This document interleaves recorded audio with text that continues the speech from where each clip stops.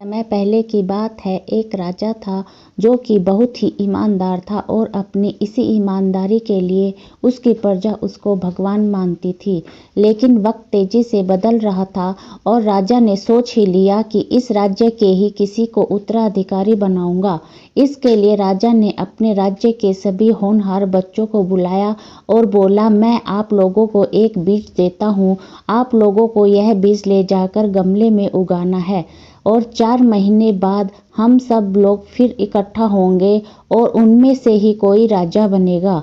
सब बच्चे बहुत ही खुश थे और सब राजा बनने के लिए कड़ी मेहनत करने लगे। उनमें से एक लड़का था जिसका नाम अशोक था और वह अपनी माँ के साथ आया और घर पर गमले में बीज को लगा दिया और हर दिन उसकी सेवा करता। जब 1 महीना बीत गया और अशोक के गमले से कोई पौधा निकला ही नहीं तो वह परेशान होने लगा, क्योंकि उसके साथ वालों के गमले से तो पौधे बड़े होने लगे थे।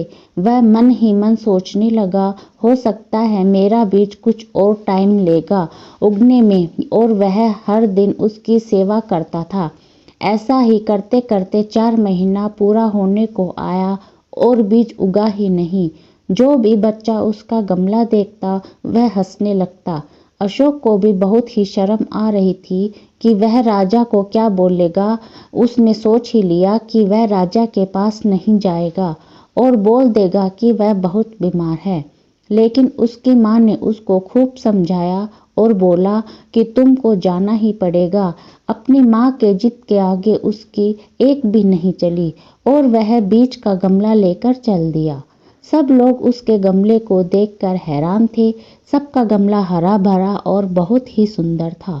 अशोक यह देखकर बहुत ही निराश हो गया और अपने गमले के साथ नीचे ही बैठ गया। थोड़ी देर में राजा भी आ गया और बोला, सब लोग अपने गमले के साथ आए हैं ना। सब लड़के बहुत ही खुश थे और बोले, जी राजा जी। राजा नीचे आए और सबका गमला देखने लगा। तभी उसकी नज़र अशोक पर पड़ी और बोला, इनकी तरह कोई और है जिनके गमले से पौधा ही नहीं निकला। सब हंसने लगे और बोले, नहीं, कोई नहीं है। उसके बाद राजा ने अपने अशोक को बुलाया और बोला, तुम इधर आओ। राजा की बात सुनकर अशोक डर डर कर धीरे धीरे चलने लगा। राजा ने देख लिया और बोला, डरो मत, तुम ही अगले राजा हो। राजा की यह बात सुनकर सब लोग हैरान रह गए। सब बोलने लगे, यह तो गलत है। राजा ने बोला था कि जिसके गमले से पौधा आएगा वही राजा बनेगा। राजा ने फिर बोला, आप लोगों को जो बीज मिला था वह बंजर था। आप कुछ भी कर लेते, उससे कभी भी पौधा बनता ही नहीं। आप सब लोगों में अशोक ही एक ऐसा लड़का था जिसने बीज को बदला नहीं और मेहनत करता रहा।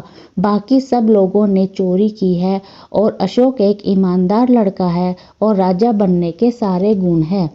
उम्मीद करती हूँ आपको ये कहानी पसंद आई होगी। इस कहानी पर आपकी क्या राय है, कमेंट करके बताएं और चैनल को सब्सक्राइब करें। कहानी सुनने का आपको बहुत बहुत धन्यवाद।